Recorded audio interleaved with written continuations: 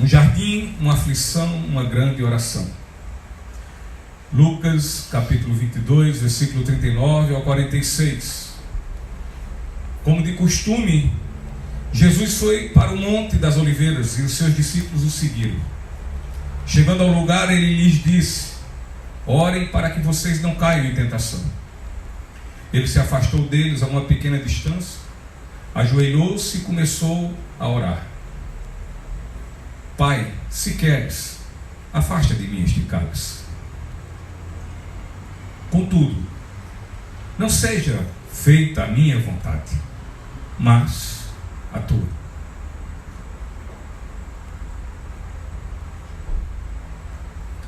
Apareceu-lhe então um anjo do céu que o fortalecia. Estando angustiado, ele orou ainda mais intensamente, e o seu suor era como gotas de sangue que caíam no chão. Quando se levantou da oração e voltou aos discípulos, encontrou-os dormindo, dominados pela tristeza. Por que estão dormindo? Perguntou-lhes. Levantem-se e orem para que vocês não caiam em tentação. Queridos, os discípulos de Jesus, de uma forma muito corriqueira, de uma forma costumeira, frequente, eles iam com ele ao Getsemane orar.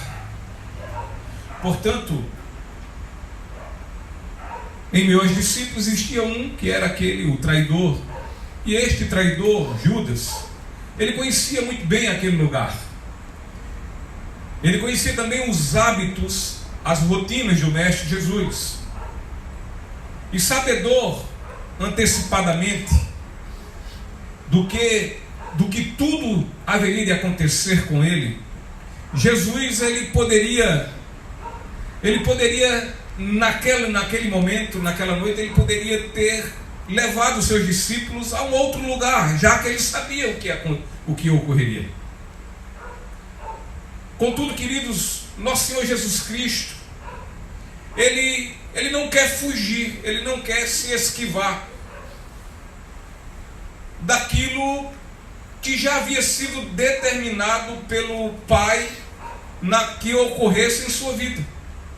Jesus ele não queria mudar de forma alguma a vontade do Pai, mas muito ao contrário. Jesus ele queria se entregar de forma total, completa, plena à vontade do Senhor, à vontade de Deus, à vontade de seu Pai. E nós temos aqui exatamente uma passagem bíblica onde descreve, onde retrata a profunda agonia, a profunda aflição de Jesus no jardim. E olha,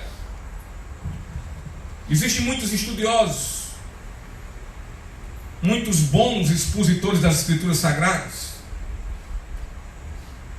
que não conseguiram expor de forma plena, de forma total, integral, melhor dizendo, de forma perfeita, a aflição e o sofrimento de Jesus naquele momento, naquela noite.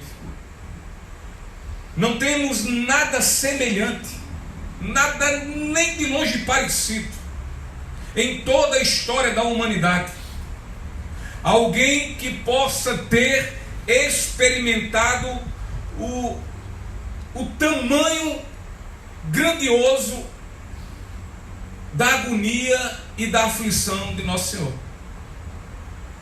A aflição de Jesus, a sua agonia, se origina das ocorrências que haveriam de se realizar em seu sacrifício vicário, ou seja, no seu sacrifício substituto. E tal sacrifício de morte, e vale lembrar e ressaltar sempre, morte obediente de cruz, era a única forma pela qual poderia Jesus salvar os pecadores, aos quais estamos nós inclusos. E o pastor Hernandes Dias Lopes, sobre isso ele comenta da seguinte forma, ele diz: o inferno, como ele é, veio até nosso Senhor no Getsemane e no Gólgota, e Jesus desceu até ele, experimentando todos os seus horrores. Queridos, jardim do Getsemane. Getsemane significa prensa de azeite, lagar de azeite. O lagar era o local aonde as azeitonas eram esmagadas, espremidas, pisoteadas. Foi neste lagar aonde Jesus sofreu a sua completa agonia, a sua completa aflição, e sofreu de antemão. Antes, foi lá onde Cristo, de forma antecipada, ele foi esmagado pelos pecados, ele foi ali esmagado, espancados pelas as nossas iniquidades, como diz em Isaías 53, lá no versículo 5. Jesus, queridos, ele se deu de forma voluntária. Jesus, em nenhum momento, nós sabemos muito bem disso, Jesus, ele foi pego de surpresa quando soube, quando viu na realidade a traição de Judas. A ida de Jesus ao jardim, ali não tratava de um plano de fuga de Jesus, mas uma forma dele preparar-se para o grande enfrentamento da sua vida. E a sua rota, aquele caminho que ele percorreu, continuava o mesmo. Ou seja, o caminho, a rota, o destino de Jesus era somente um: era a cruz do seu Calvário, era a cruz lá no Gólgota. A rota de Jesus, ela continuava a mesma, não mudou. A rota de Jesus foi a que desde sempre foi traçada para ela quando ele veio à terra, quando ele nasceu como homem, quando ele se fez homem. A rota de Jesus, ao final, o seu destino era a cruz. Afinal, tudo isso já havia sido estabelecido desde a fundação do mundo no coração de Deus, como diz em Apocalipse, no capítulo 13, no versículo 8. E também em 1 Pedro, no capítulo 1, versículo 20. Então, queridos, Lucas aqui em seu evangelho, ele nos mostra, nestes versículos, ele nos mostra a grande agonia, a grande aflição de Jesus, quando ali estava no Getsemane. E ao observarmos, quando nós todos que nesta noite vamos observar esta mensagem, nós vamos olhar aqui e enxergar aqui importantes princípios, verdades, ensinamentos que serão completamente vitais a todos nós, a todas as nossas vidas. Portanto, vamos ler o versículo 39 e o 40.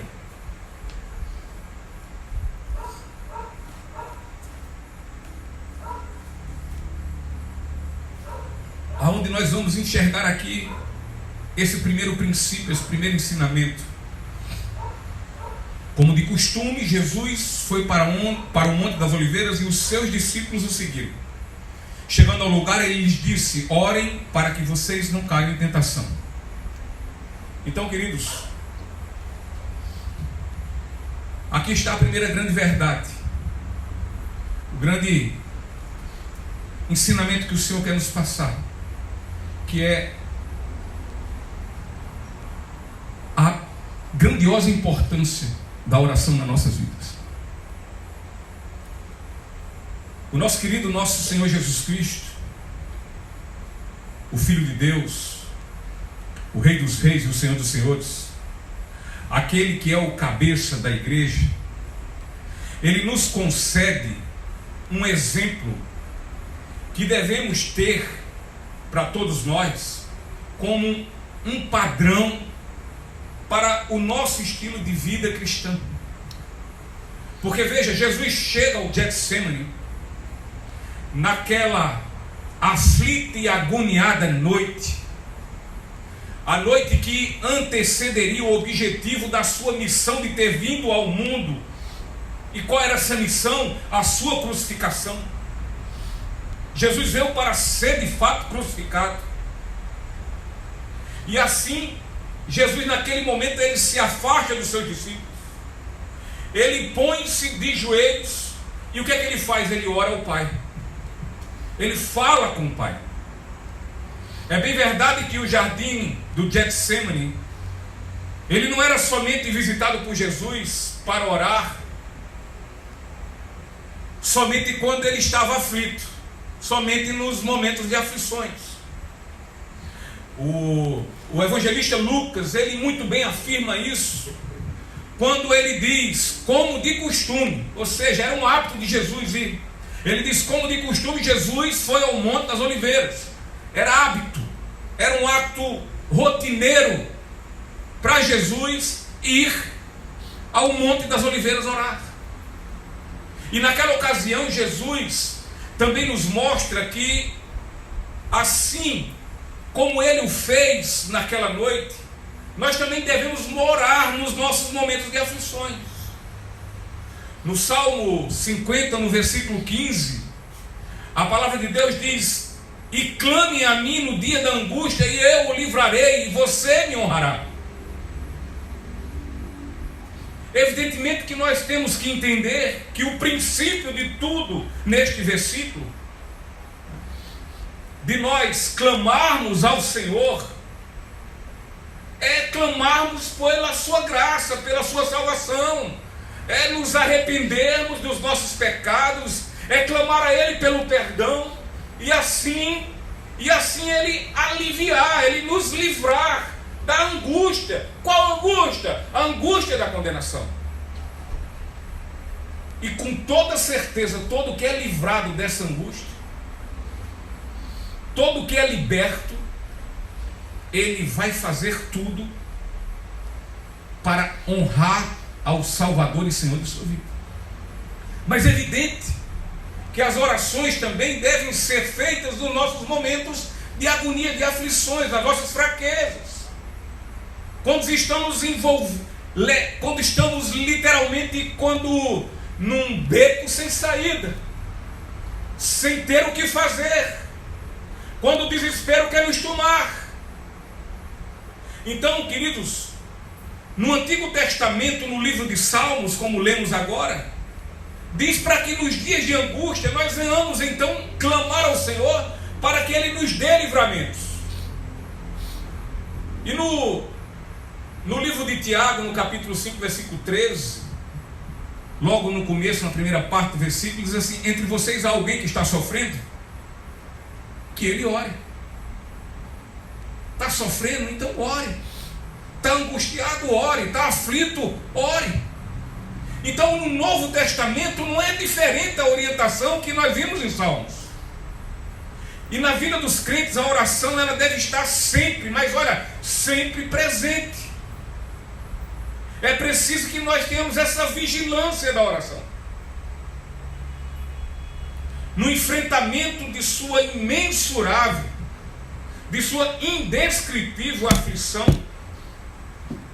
Jesus, o Filho de Deus, ele lança mão dessa ferramenta chamada oração.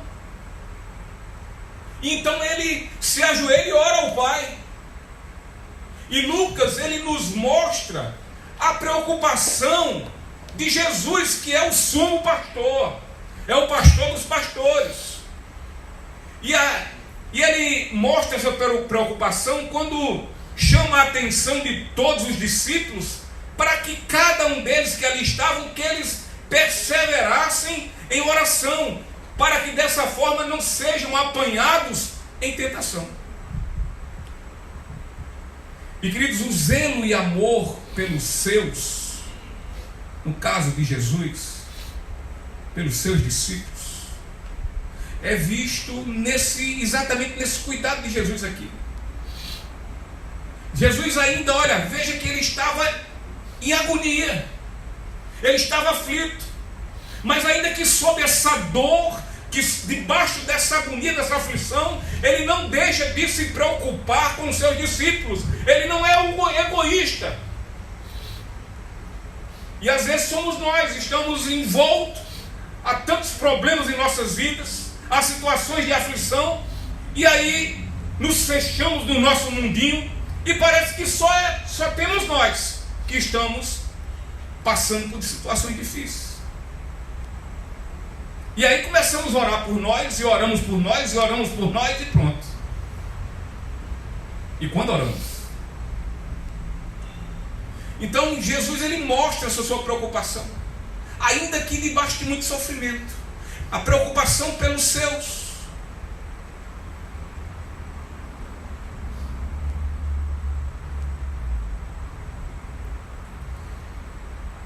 Mas ele, diante de tudo isso, ele vai e os chama a atenção, para que nenhum deles venha cair em tentação. Jesus, ele sabe que a ira que o sinédrio judeu estava sobre ele, ele sabia que essa ira ia sobrar para os seus seguidores. Ele sabia que esses seguidores iriam enfrentar problemas, adversidades, perseguições.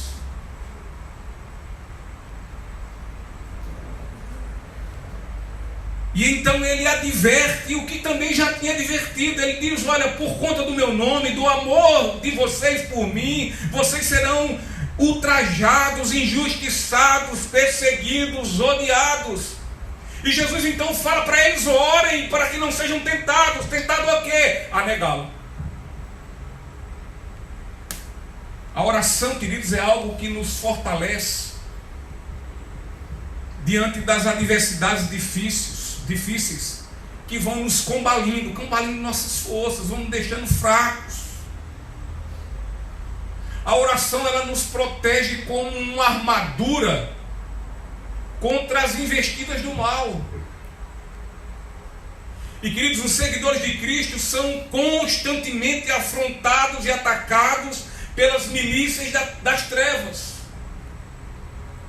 pelos soldados de Satanás, pelo exército maligno. Portanto, sem oração não haveremos de resistir às tentações. E o que é que Jesus faz? Jesus os manda orarem para que não caiam em tentação. Porém, quando Jesus volta, Jesus vai, os avisa, volta a orar. Quando volta onde eles estão, os pega dormindo. E Jesus mais uma vez adverte para que acordem, que parem com essa sonolência, que deixem de ficarem vacilando, mas acordem, orem, para que não caiam em tentação.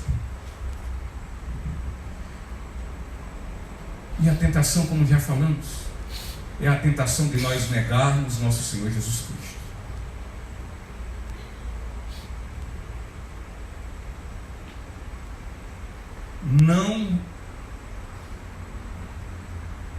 Não termos o reconhecimento da grande e verdadeira importância da oração, isso pode resultar nas nossas vidas prejuízos para a nossa vida espiritual.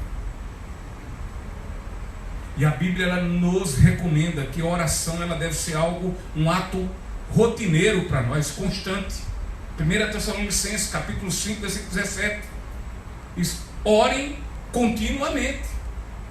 Orem sem cessar.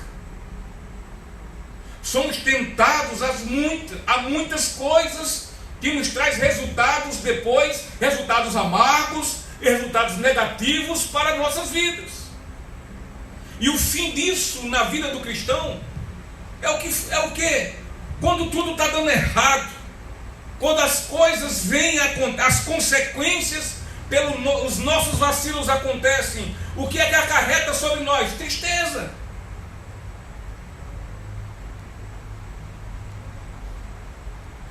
E tristeza nos leva a sermos, nos leva à depressão, nos leva a ter uma vida amargurada. E coisas semelhantes a estas, quem tem o poder de nos silenciar, é eles que têm todo o poder de nos deixar completamente mudos, calados.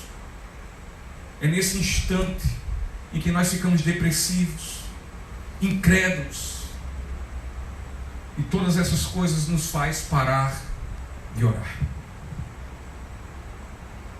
Devemos então seguir o exemplo de nosso Senhor Jesus Cristo e orarmos ao Pai, para que dessa forma possamos receber dele remédio para aquilo que tem nos adoecido, para que dessa forma temos que receber dele consolo para nos fortalecer, e dessa forma nos colocando de pé e continuarmos na nossa luta diária como cristãos, vivendo uma vida para a glória de Deus.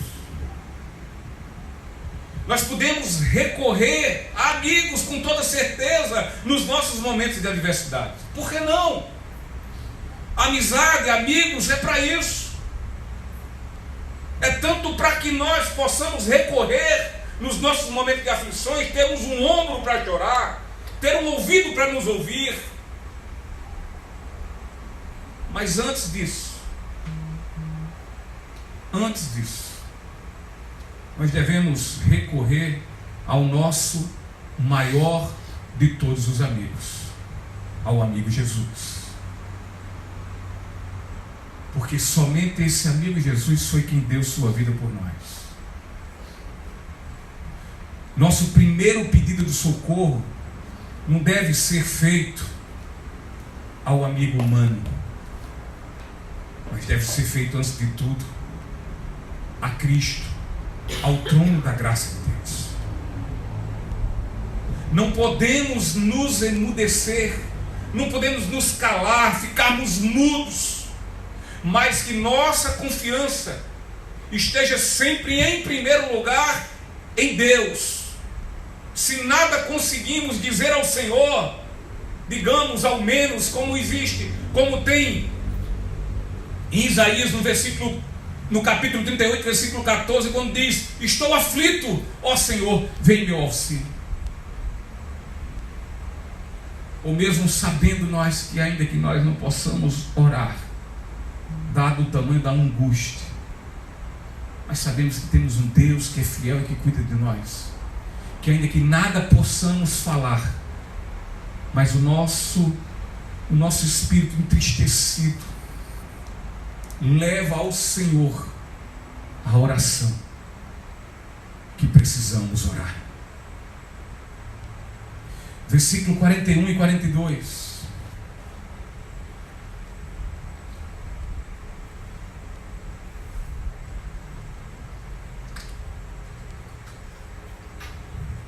Ele se afastou deles a uma pequena distância, ajoelhou-se e começou a orar: Pai, se queres, afasta de mim este cálice.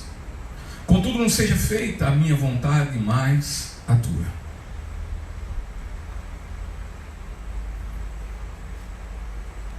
Aqui nós vamos ver aqui outra questão muito importante. Primeiro, o valor da oração.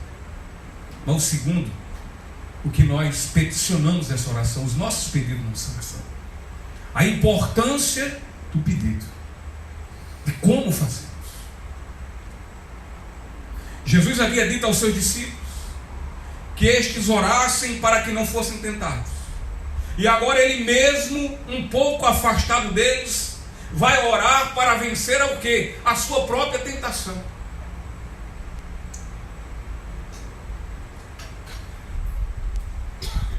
Jesus, ele ora só. Está ele e o Pai. Seu momento de agonia e aflição, ele enfrentou sozinho. Seus discípulos estavam completamente alheios, eles estavam adormecidos, indolentes ao sofrimento do Senhor. E muitas vezes nas nossas aflições nos encontramos dessa mesma forma. Nos encontramos assim. Ainda que existam algumas pessoas próximas de nós, entretanto estamos completamente sozinhos. Estamos arrodeados de pessoas, mas sós. E Jesus ainda avisou aos seus discípulos que sua alma estava completamente triste, e triste até a morte. Ele diz: olha, grande é a minha aflição, grande é a minha tristeza, a tristeza da minha alma. E disse: orem. E eles fizeram o quê? Foram dormir. É isso, muitas vezes estamos assim, aflitos, aflitíssimos, preocupados, transtornados, agoniados, ao redor de muitas pessoas, mas sós. E tudo tem um propósito, sim. Jesus fez esse aviso. Ele fez o aviso da sua grande tristeza. Em seguida, quando já estava suando sangue, tal era o tamanho de sua agonia, da sua aflição, Jesus encontra-se neste exato momento completamente só. No entanto, foi nesse momento a sós com o Pai que Jesus coloca por terra todo o medo, toda a dor, todo o sofrimento e a aflição, e vence a sua difícil batalha. Porque Jesus estava só no que tange aos seus discípulos, aos seus seguidores. Como muitas vezes nós nos encontramos da mesma forma, estamos sós, ainda que arrodeados de pessoas, mas não estamos sós de Deus. Deus não nos esqueceu. Ele nunca nos esquece. Eu por vezes dei esse testemunho, que no momento de grande e profunda aflição da minha vida, eu estava só, me sentindo completamente só. Já há alguns meses nessa caminhada, de muita agonia, de muita aflição. E eu me lembro que meu celular toca, eu atendo, era minha irmã.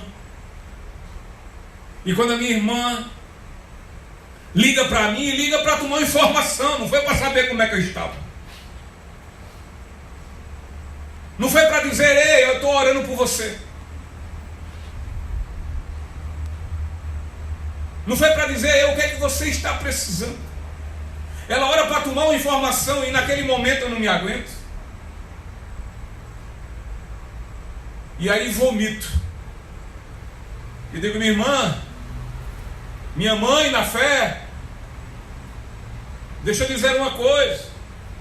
A Bíblia diz que nós temos que proclamar a todos, mas a Bíblia diz: olha aqui, primeiro Jerusalém. Quer dizer, eu dou logo uma alfinetada.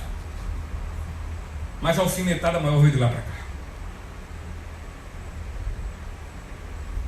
É verdade, meu irmão.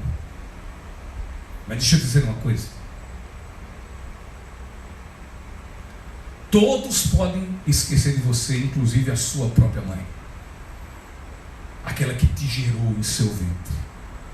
Mas o teu Deus jamais te esquecerá. Glória a Deus. Jamais. Os momentos desérticos, isolados, sozinhos, ainda que em meio a uma multidão, servem para que nós saibamos que não estamos sós, porque Deus é conosco. Mas é necessário estarmos sós. É necessário passar por esses momentos. Deus tem os seus propósitos em nossas vidas, para que nós saibamos que Ele é conosco e que se temos que ter confiança plena, total, é nele e não nos homens.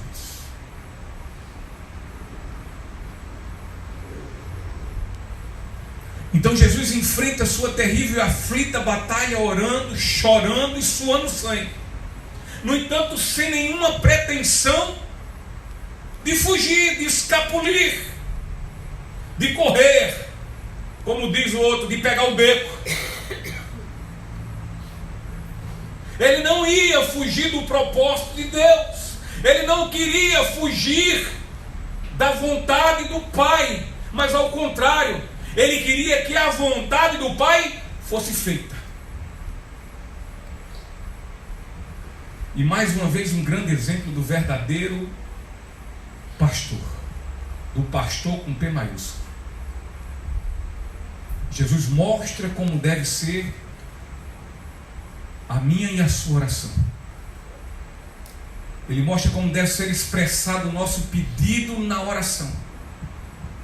Jesus, ainda que conhecendo antecipadamente a amargura do cálice que ele ia beber, em seu pedido, Jesus ele demonstra sua completa e absoluta submissão à vontade de Deus, quando ele diz: Pai, se queres, afasta de mim este cálice. Mas contudo, Pai, não seja feita a minha vontade, mas a tua. Queridos, nosso Senhor Jesus Cristo, o autor desta oração, ele tinha duas naturezas. Jesus tinha uma natureza humana, mas Jesus tinha uma natureza divina.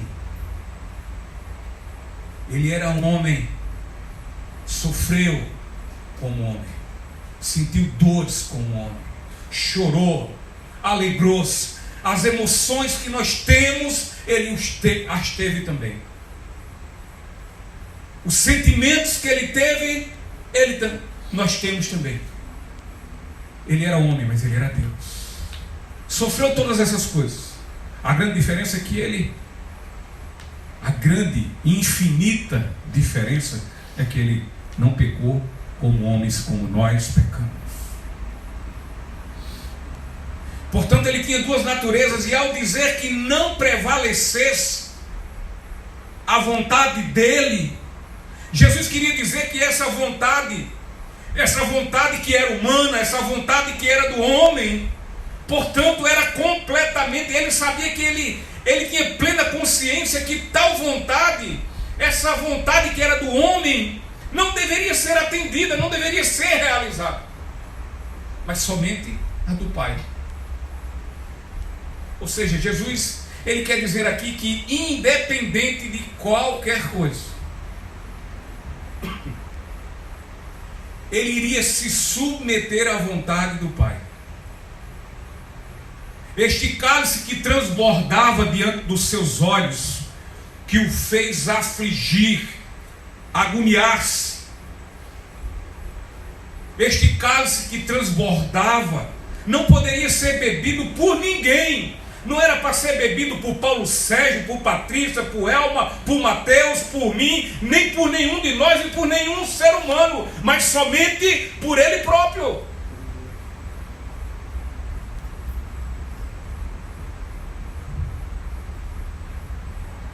E este cálice, que cálice era esse? O que havia nesse cálice para ser bebido?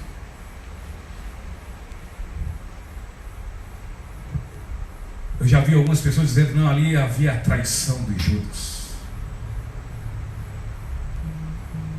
Ele ia beber a traição, a dor de ser traído. Dói a traição. Ser decepcionado, desgostado.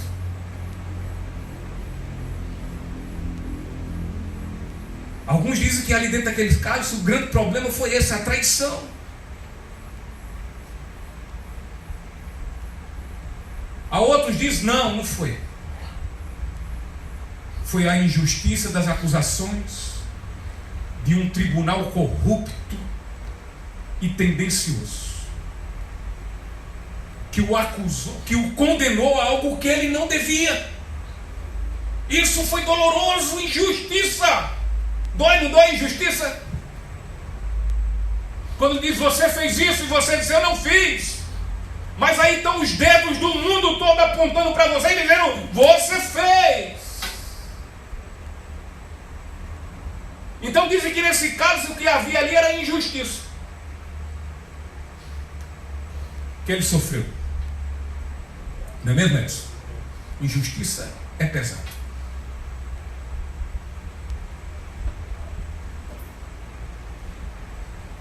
Mas aí há outros que dizem: não, não foi só isso. Pode até ter sido isso aqui, mas ser chicoteado publicamente, da forma como fizeram,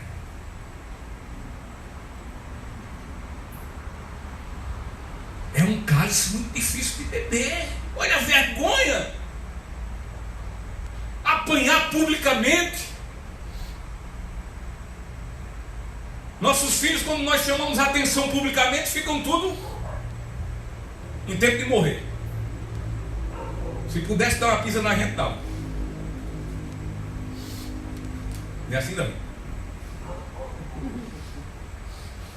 Aí disseram: foi isso. Isso é que estava dentro do cálice. A outra: não. Olha, eu quero ver um macho cuspir na minha cara. O pior que tinha dentro desse cálice foi isso: alguém chegar em sua face e cuspi-lo. A outra diz: não, pior ainda, sabe o que é? É levar um tapa na cara daquele que dá com esse lado da mão assim, ó. Tá.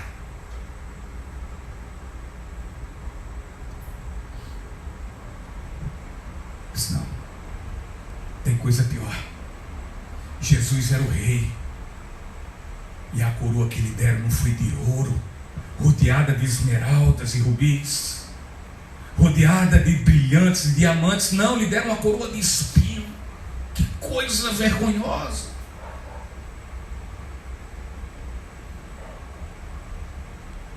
O pior que tinha nesse cálice não era isso. Ele disse que veio ao mundo para salvar todo aquele que crê. Que todo aquele que nele crê. Mas todo mundo desdenhou dele, fez pouco, é um mentiroso. Passaram em frente à cruz e disseram: tu não és quem disseste que era, filho de Deus? Vai, te livra daí. Esse foi o pior que tinha dentro desse cálice. Não poderia ter coisa pior que isso.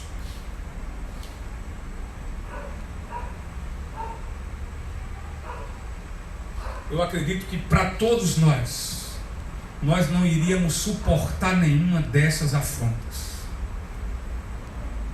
nenhum desses sofrimentos.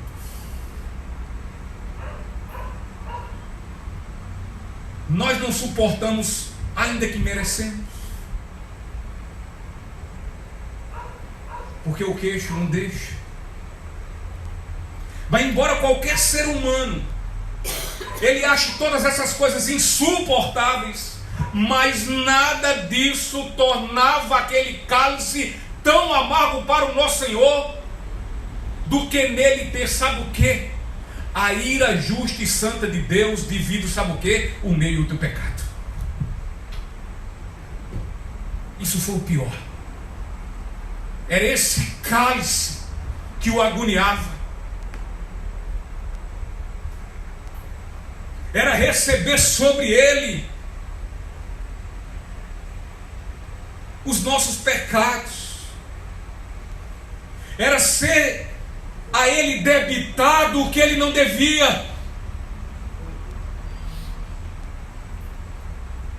Isaías 53:5 diz: mas ele Ele foi transpassado por causa das nossas transgressões, ele foi esmagado por causa de nossas iniquidades. O castigo que nos trouxe paz estava sobre ele, e pelas suas feridas fomos curados. Louvado seja o Cordeiro Santo de Deus.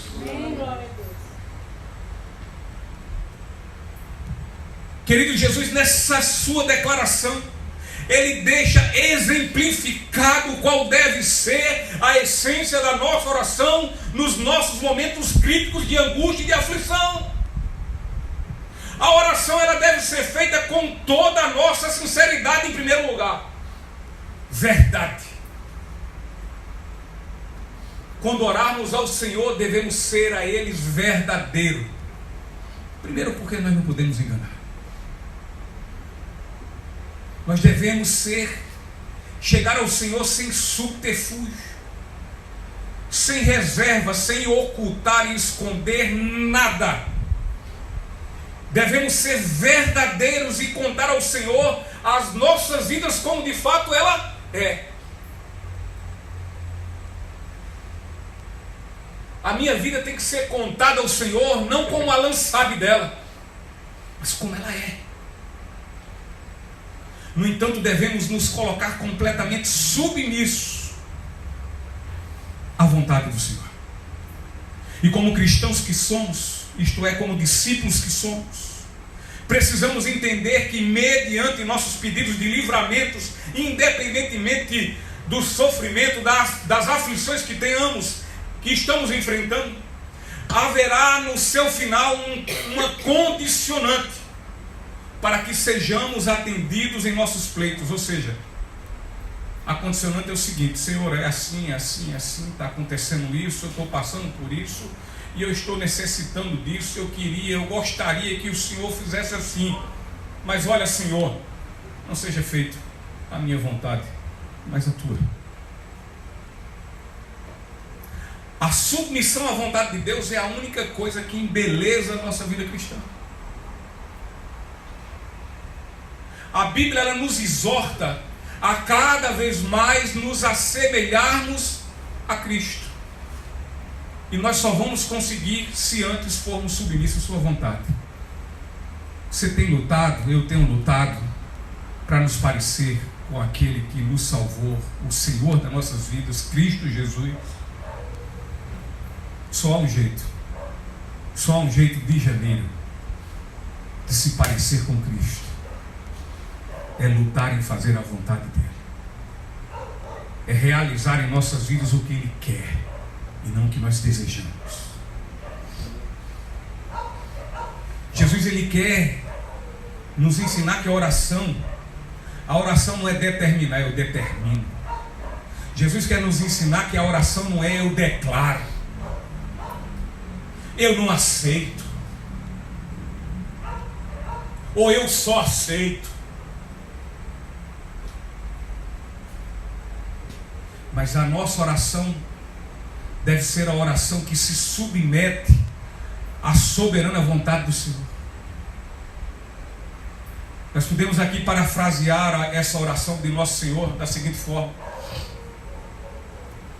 como Jesus dizendo: Senhor, meu Pai, oro a Ti pedindo que, se acaso houver algum outro caminho pelo qual os pecadores podem ser salvos, se houver algum outro caminho em que o pecador Sérgio, em que o pecador Edson, em que o pecador Davi, em que o pecador Paulo Sérgio, em que a pecadora Patrícia, Gabi, Mariette, se há algum outro caminho por onde estes todos pecadores possam ser salvos, por favor, Senhor, revela-me agora esse caminho, para que eu vá por ele. Contudo, a resposta foi o quê? A resposta de Deus para Cristo: um silêncio ensurdecedor, visto que não havia outro caminho senão pela cruz do Gólgota, senão pela cruz do seu Calvário, do seu sofrimento. A resposta foi isso. E podemos aqui conjecturar Dizer: Jesus, entendi, Pai, o teu silêncio. A tua vontade é essa. E assim seja na minha vida. Versículo 43 e 44.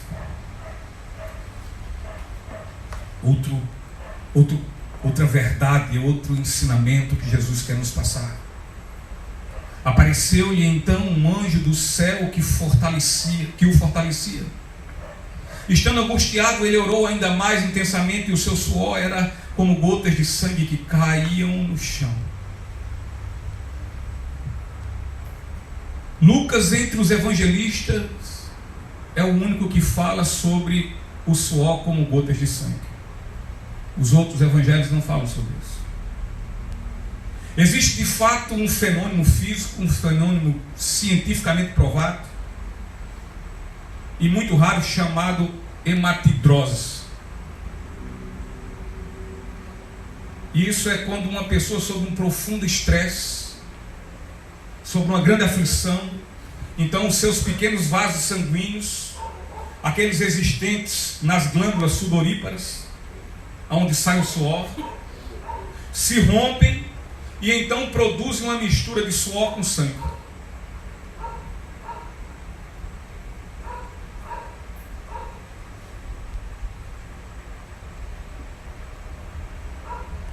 É também somente Lucas que relata sobre o anjo que vem e fortalece o Senhor Jesus naquele momento.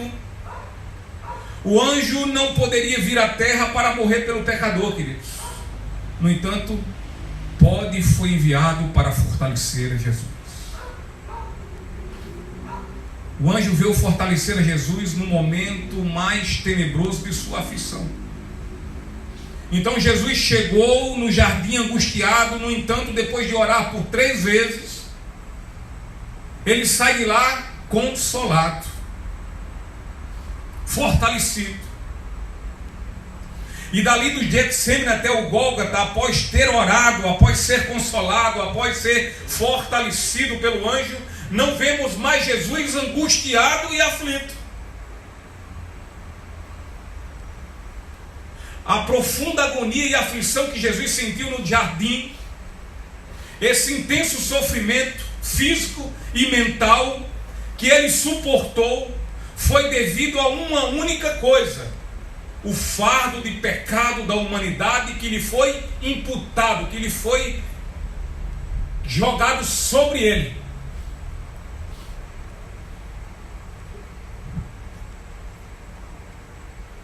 E aqui está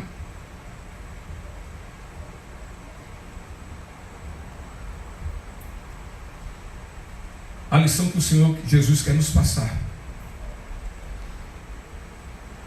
Quão terrível e desgraçado é o pecado que fez Jesus sentir-se assim, por conta do pecado dele, não, mas por conta dos nossos pecados.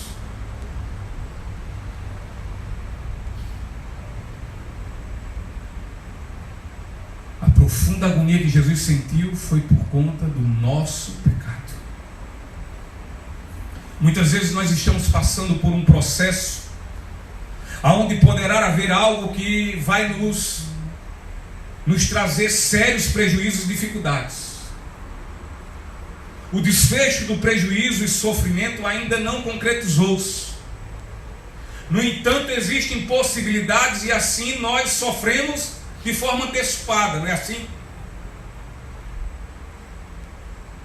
Nada aconteceu ainda, mas há uma grande possibilidade de acontecer. E aí nós já ficamos angustiados, aflitos. Eu vou dar aqui um exemplo, mas olha, é esdrúxulo perto, é algo incomparável à aflição de Jesus.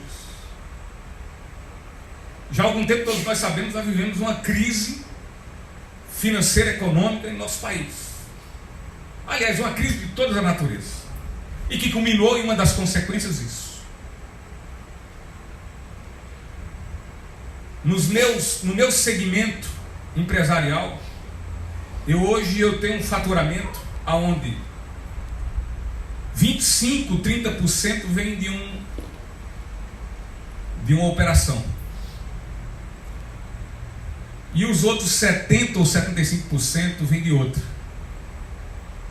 Os 75%, foi. Acho que a palavra profética minha do final do ano não deu certo. Não deu.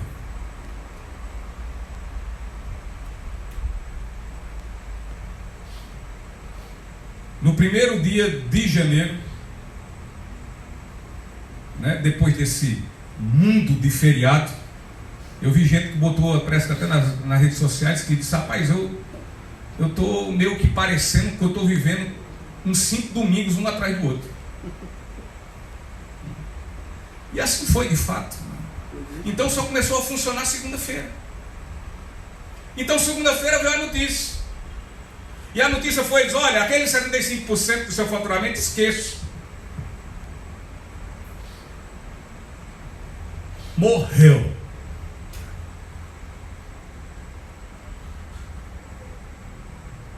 E o que acontece? O negócio já desceu de ladeira abaixo? Não.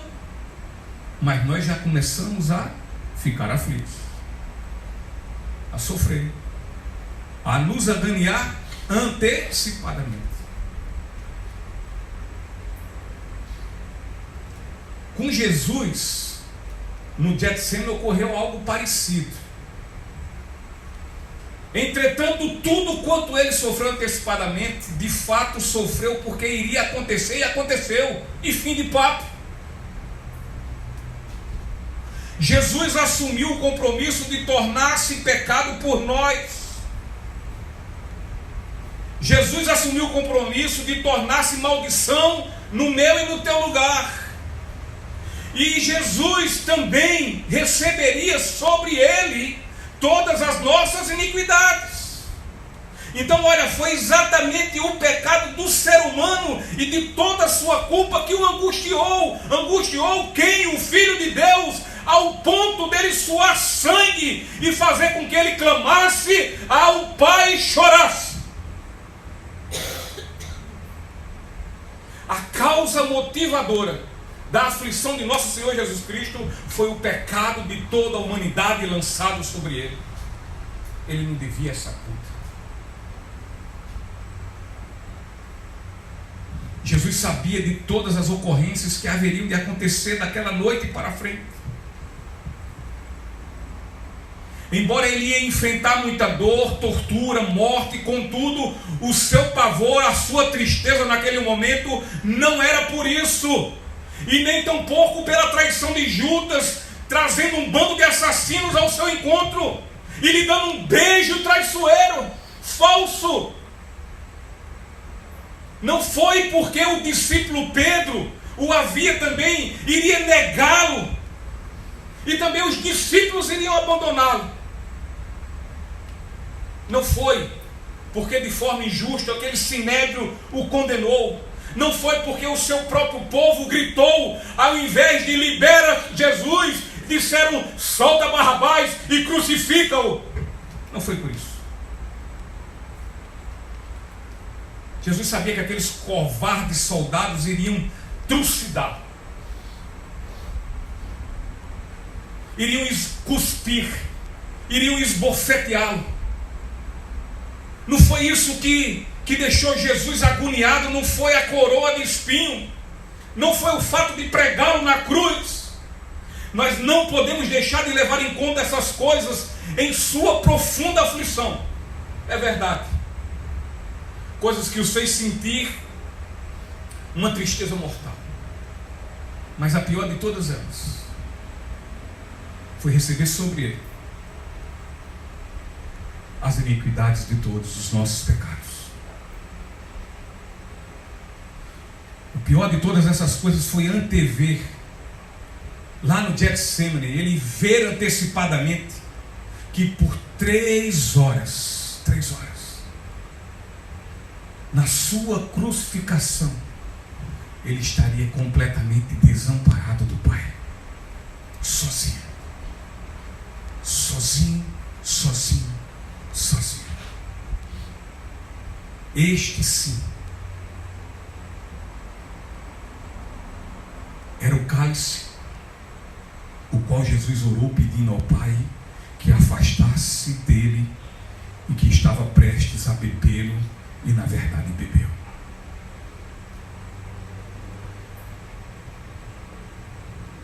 Diante do exposto, às vezes eu fico intrigado,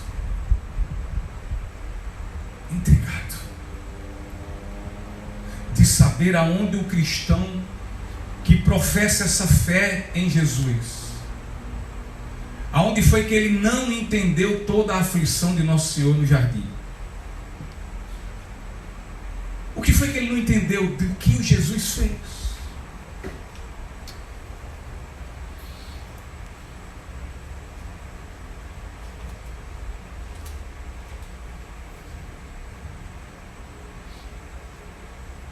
O que foi que muitos cristãos não têm entendido o seu sacrifício, todo o seu sofrimento, toda a sua angústia, toda a sua aflição? Porque o que foi que ele não entendeu? Para que não tem gratidão de amor e nem se considera um eterno devedor?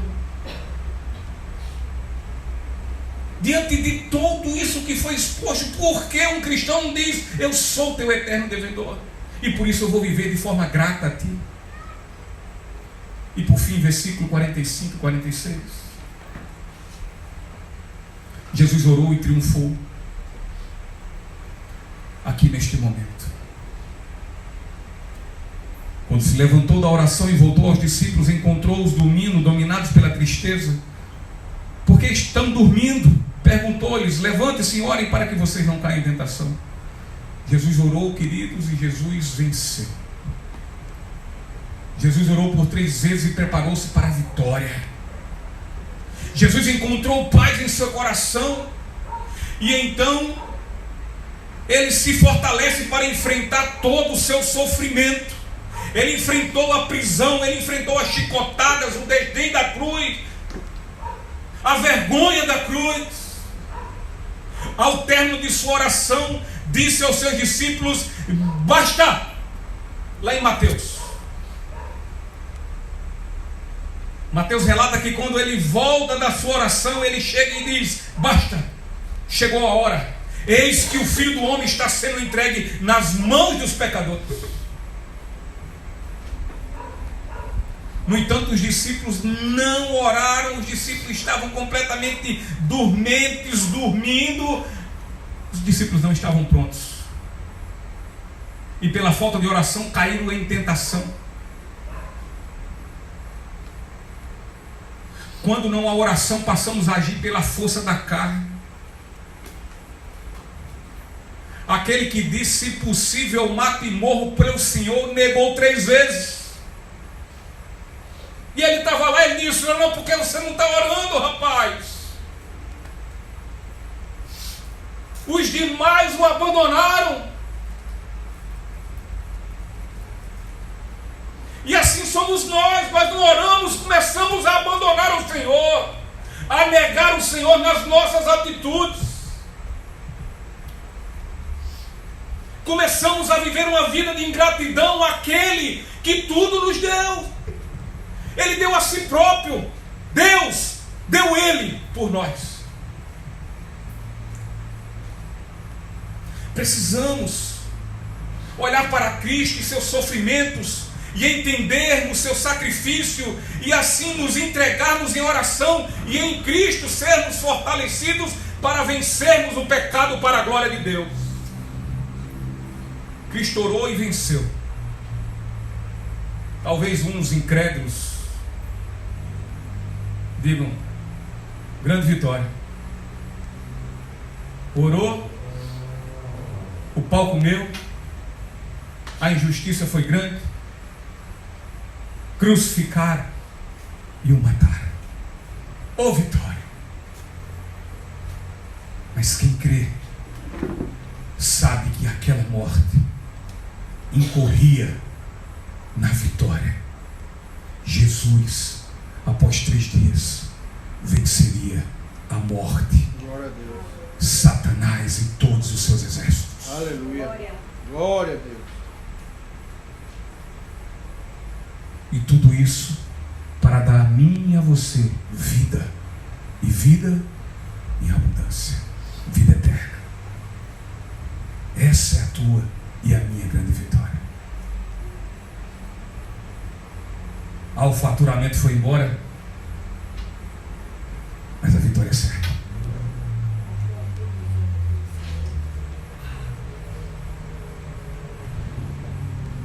A saúde está combalida, a vitória é certa.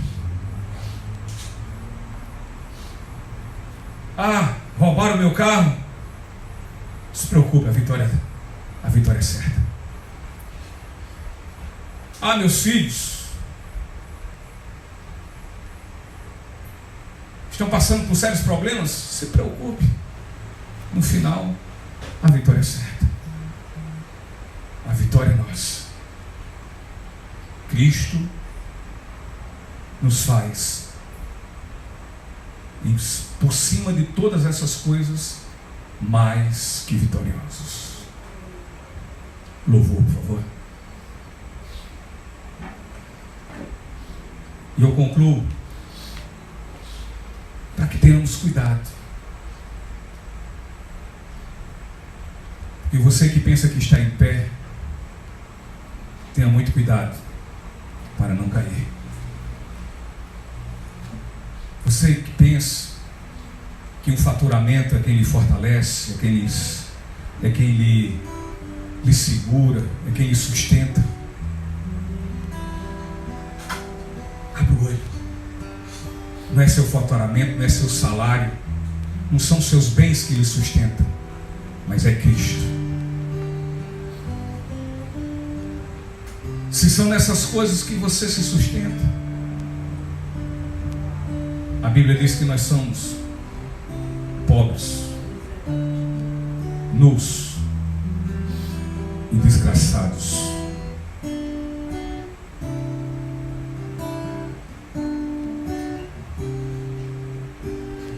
Portanto,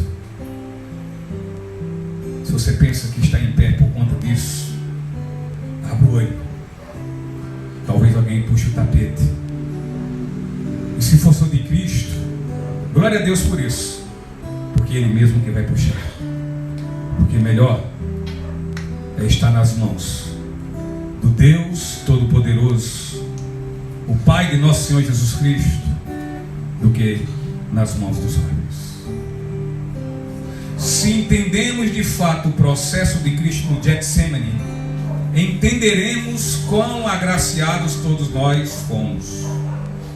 A gente fala muito em graça, mas é preciso entender a graça para sabermos quão valiosa é essa graça e quão agraciados somos por ela.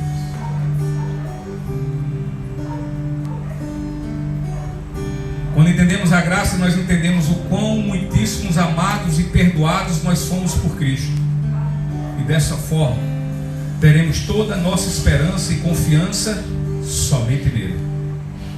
E assim jamais, em tempo algum, vamos nos sentir cansados, enfadados para servi-lo. Cansaço não vai nos impedir de servir ao Senhor. Sono não vai nos impedir de chamar ao Senhor, se assim sentirmos assim agraciados. Problemas não vão nos impedir. E assim serviremos a Ele a todo tempo, como bom e fiel servo, consciente do quanto é devedor daquele que lhe amou com amor leal.